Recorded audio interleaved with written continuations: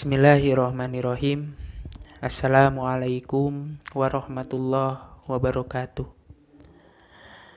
Alhamdulillahirabbil alamin. Wabihi nasta'inu ala umuri dunya waddin. Wassalatu wassalamu ala asrofil anbiya'i wal mursalin wa ala alihi wa ashabihi zahirin. Amma ba'du. Faqad qala Allahu ta'ala fil Qur'anil Karim wa huwa asdaqul qailin. A'udzu billahi minasyaitonir rajim. Bismillahirrahmanirrahim. Wa ma khalaqtul jinna wal insa illa liya'budun. Al-ayah, sadaqallahul adim. Puji syukur kita haturkan kepada zat Allah Subhanahu wa taala, yang mana alhamdulillah kita masih diberikan kesehatan, masih diberikan kesempatan oleh Allah Subhanahu wa taala untuk menjadikan diri kita lebih taqarrub, untuk menjadikan diri kita lebih mendekati kepada Allah Subhanahu wa taala. Nabi pernah bersabda, "Nikmatani maghbunun fihi ma katsirun minan nas, as-sihhatu wal faragh." Kebanyakan manusia lupa akan nikmat yang telah diberikan oleh Allah Subhanahu wa taala. Yang pertama adalah nikmat sehat, dan yang kedua adalah nikmat waktu senggang. Sholawat beserta salam mudah-mudahan selalu tercurah limpahkan kepada baginda alam, yakni Habibana wa Nabiyana Kanjeng Nabi Muhammad sallallahu alaihi wasallam. Dan tak lupa kepada keluarganya, kepada sahabatnya, kepada tabi'in atba'u tabi'atnya, dan semoga sampai kepada kita selaku umatnya, dan kita pula kelak diberikan syafaatul uzma olehnya. Amin ya Allah ya rabbal alamin. Allah Subhanahu wa taala berfirman di dalam Quran surat Az-Zariyat surat ke-51 ayat 56 yang berbunyi, "Wa ma khalaqtul jinna wal insa illa liya'budun." Dan Allah tidak semata-mata menciptakan jin dan manusia, melainkan hanya untuk beribadah kepadanya. Kita garis bawahi kata ibadah, ya. Salah satu penunjang dalam ibadah itu adalah dengan toharoh, ya. Dengan toharoh, maka dalam kesempatan kali ini insya Allah kita sama-sama akan mengkaji tentang toharoh. Yang pertama mulai dari pengertian. Pengertian toharoh diambil dari kata bahasa, ya. Toharoh ambilan dari bahasa Arab yang artinya suci ataupun bersih. Dan toharoh menurut istilah suatu kegiatan bersuci dari najis dan hadas, sehingga seseorang bisa melaksanakan ibadah yang memang dianjurkan ataupun diwajibkan oleh Allah. Salah satunya adalah sholat, ya. Kembali bahwa yang disebut dengan toharoh adalah kegiatan bersuci dari najis dan hadas. Najis, ya. Kalau kita kupas, kalau kita gali, najis itu adalah sesuatu yang kotor, ya. Sesuatu yang kotor yang bisa menjadi penghalang, yang bisa menjadi benteng seseorang bisa mendapatkan sahnya dalam ibadah, ya. Jadi yang disebut najis itu adalah sesuatu yang kotor yang menjadi penghalang akan kesahannya ibadah. Itu najis. Dan yang kedua ada yang disebut hadas. Kalau hadas itu adalah sesuatu yang memang tidak suci, keadaan yang tidak suci yang bisa menjadikan seseorang tidak sah dalam beribadah. Itu hadas, ya. Najis, ya, yang kembali ke najis. Najis itu ada 3 bagian kalau saya ambil dalam kitab Safinatun Najah, ya. Najis itu ada 3. Yang pertama najis mughaladoh, yang kedua najis mukhafafah, dan yang ketiga najis mutawasitoh. Najis mughaladoh atau dikategorikan dengan najis yang berat, ya, yaitu najis anjing dan babi. Maka cara mensucikan najis mughalladah adalah dengan membasuh 7 kali. Salah satunya memakai tanah. Dan yang kedua, najis muhafafah yang dikategorikan najis yang ringan, yaitu najis air kencing anak laki-laki yang kurang dari 2 tahun dengan catatan anak tersebut belum memakan sesuatu apapun selain dari air ASI susu ibunya. Bagaimana dengan anak perempuan yang kurang dari 2 tahun? Apakah termasuk najis muhafafah? Tidak.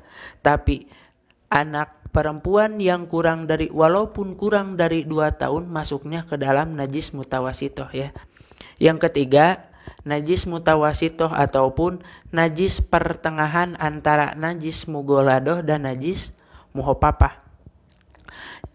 Contoh najis mutawasitoh adalah najis selain dari najis mughalladah dan najis muhafafah.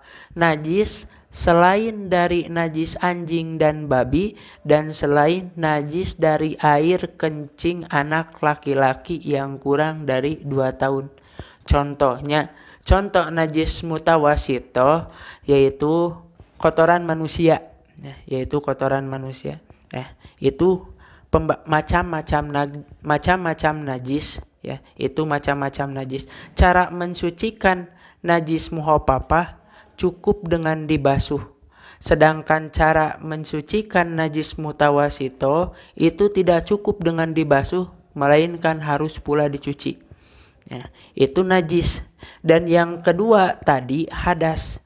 Hadas itu yang pertama ada hadas kecil dan yang kedua ada hadas besar. Hadas kecil yaitu hadas yang memang disebabkan adanya yang keluar dari kubul ataupun dubur.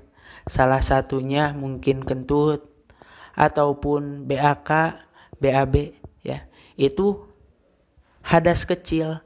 Maka ketika kita sedang berada di dalam hadas kecil, cara mensucikannya adalah dengan berwudu ya, dengan berwudu. Di dalam Al-Quran dijelaskan, di dalam Quran surat Al-Maidah, Quran surat ke-5 ayat ke-6 ya. Di situ dijelaskan Allah Subhanahu wa taala berfirman, ya ayyuhalladzina amanu idza qumtum ilas salat fagsilu wujuhakum wa aydiyakum ilal marafiq wamsahu biruusikum wa arjulakum ilal ka'bain. Di situ dijelaskan Allah Subhanahu wa taala berfirman, hai orang-orang yang beriman, ketika engkau ingin menegakkan salat, maka yang pertama adalah basuhlah muka. Ya. Terus basuh 2 tangan sampai ke siku. Ya. Terus basuh juga sebagian dari kepala ataupun rambut dan kaki ya sampai ke mata kaki. Sehingga dijelaskan di dalam kitab Sapina ada yang disebut dengan fardu wudu. Ya, fardu wudu yaitu yang pertama dengan niat, yang kedua membasuh muka, yang ketiga membasuh tangan, yang keempat mengusap rambut ya. Dan yang kelima membasuh kaki atau mencuci kaki sampai mata kaki. Dan yang keenam adalah tartib. Itu hadas ya. Itu hadas kecil. Jadi hadas kecil adalah hadas ya, yang bisa disucikan dengan berwudu. Ada pula hadas besar ya, yaitu hadas yang disebabkan ataupun diakibatkan yang pertama mulai dari hubungan suami istri, ada juga keluar air mani, terus haid, terus nipas keempat, kelima ada wiladah atau darah sesudah melahirkan, dan yang keenam adalah mati. Itu hadas besar, ada 6 di dalam kitab Sapina.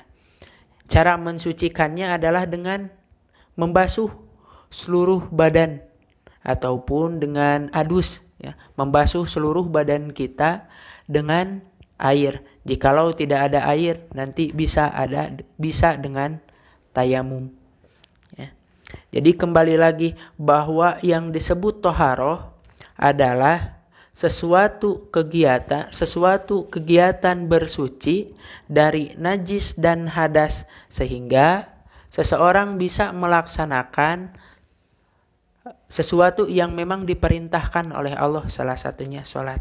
Mulai ke alat bersuci ya. Alat bersuci yang pertama ada air ya. Ada yang kedua selain daripada air, yaitu dengan tanah ataupun dengan batu ya. Air ya, macam-macam air itu yang pertama ada air mutlak. Air mutlak itu air yang suci dan juga menyucikan ya. Itu air mutlak. Contoh air mutlak yaitu ada air hujan, ada pula air sumur, ada pula air salju. Itu salah satu contoh air mutlak. Yang kedua, ada air yang memang makruh, yaitu air yang hasil dipanaskan ya, ataupun air yang memang terkena panas, baik itu panas secara manual ya dengan dipanaskan, ataupun panas ya diakibatkan dengan matahari. Itu air makruh. Dan yang ketiga ada air tohir goir mutahhir ya, air suci tapi tidak mensucikan. Contohnya air suci tapi tidak mensucikan ada air kopi, terus air teh ya. Itu adalah salah satu air yang memang suci tapi tidak menyucikan. Ada pula air mustakmal ya. Air mustakmal itu adalah air yang memang sudah terpakai. Ketika kita memakai air tersebut untuk wudu, tidak bisa dipakai lagi wudu yang lain karena air tersebut telah dipakai, yaitu air mustakmal. Dan yang kelima ada air mutanajis, yaitu air yang telah terkena najis lalu berubah bau, warna serta rasa. Maka air tersebut dikategorikan sebagai air mutanajis gitu. Jadi dapat diambil kesimpulan bahwa di dalam bersuci itu fungsinya bersuci adalah sebagai salah satu alat bisa diterimanya ibadah kita ya, menjadi salah satu jalan bisa sahnya ibadah kita. Karena tugas kita di dunia itu adalah beribadah kepada Allah. Maka dari itu mungkin untuk materi toharoh dicukupkan sekian ya. Insya Allah jikalau ada waktu dan kesempatan kita akan teruskan dengan macam-macam toharoh, mulai dari wudu, ada juga tayamum, bisa juga nanti ke sholat dan seterusnya.